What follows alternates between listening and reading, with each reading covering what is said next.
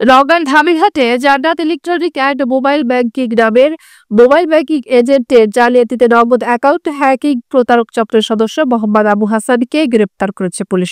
বৃহস্পতিবার সকালে ধামিরহাট থানার ওসি মোহাম্মদ ইমাম জাফরের নেতৃত্বে এসআই বনিরুজ্জামান ও সঙ্গীয় ফোর্স সহ একটি দল টি বোর্ড এলাকা থেকে অভিযান চালিয়ে তাকে আটক করে।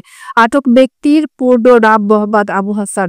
তিনি উপজেলার উমরপুর গ্রামের আবু ইউসুফ আলীর ছেলে।